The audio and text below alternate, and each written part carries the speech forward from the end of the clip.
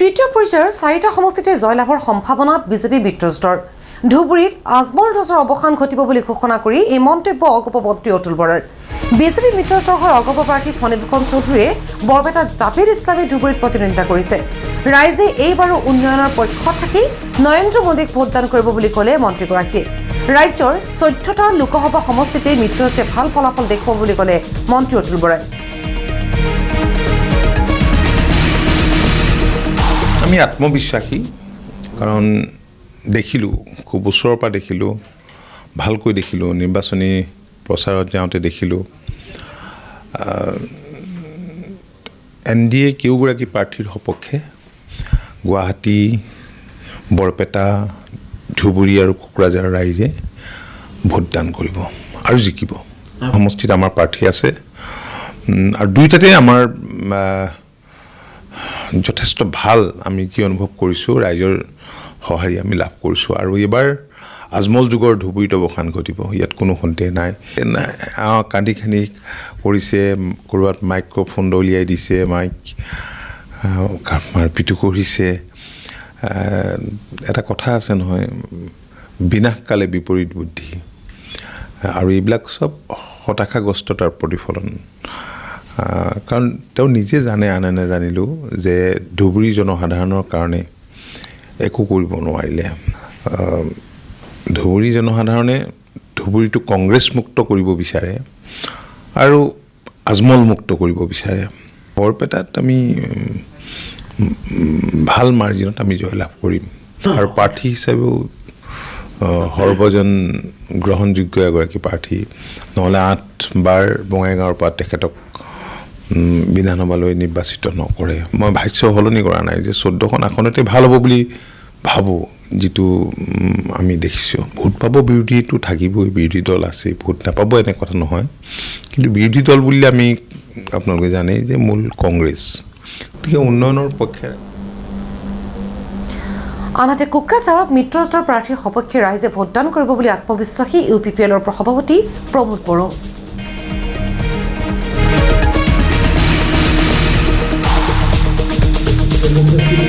সেইকাৰণে কোৱা হয়, ইয়াত ভোট দি পেলাই ৰাইজে চৰকাৰ গঠন কৰে, ভোট দি পেলাই ৰাইজে আমাৰ ভৱিষ্যত নিৰ্ধাৰণ কৰোঁ, আৰু ভোট দি পেলাই ৰাইজে দেশখনৰ যিটো গৰিমা সেইটো বচাই ৰাখিব পাৰে, যে আমি যে এটা গণতান্ত্ৰিক দেশ, আমাৰ মতে যে চৰকাৰখন গঠন হয়, আমাৰো যে সকলো পাৰ্টিচিপেশ্যনৰ চে থাকে।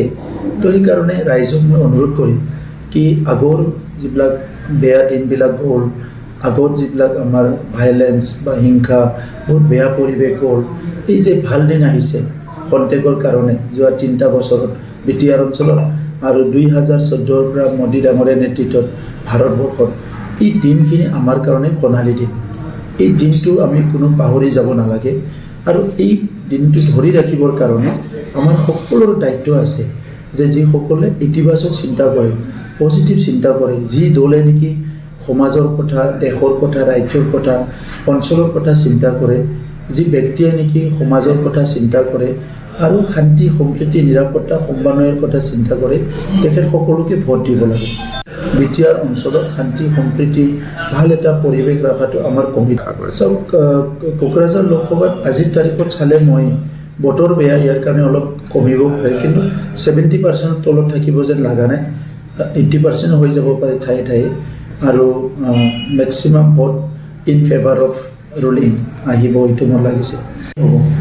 অকল আমি ওপৰত থাকিম ট্ৰেক্টৰে, বাকীবিলাক তলৰ কাৰণে কম্পিটিশ্যন হ'ব। তলত মানে কেতিয়াবা দেখা যায় কি হাতে ওপৰত আহিব, কেতিয়াবা দেখা যায় নাঙল থাকিব, এনেকৈ লাগে তলত, কিন্তু 1 নম্বৰতো আমি আছোঁ, বহুত ওপৰত আছোঁ। সাধাৰণ ডেম'ক্ৰেচি। কাইলৈ ৰাইজক ভোটদান কৰিবলৈ আহ্বান জনালে বিজেপি সভাপতি ভৱেশ কলিতাই।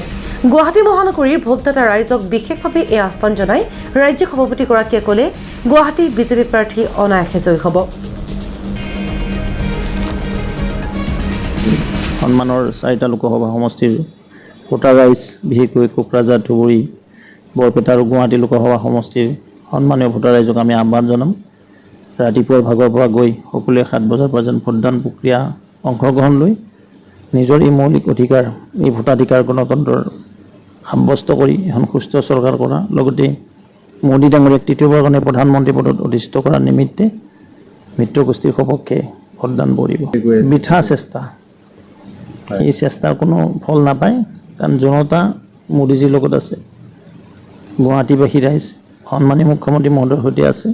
নিশ্চিতভাৱে বিজুলী কলিতা বাইদেউৰ প্ৰতি আস্থা বিশ্বাস ৰাখি, চৰকাৰখনৰ প্ৰতি আস্থা বিশ্বাস ৰাখি আৰু মাননীয় মুখ্যমন্ত্ৰী মহোদয়ৰ কাম কাজক প্ৰশংসা কৰি এই ভোটদান কৰিব।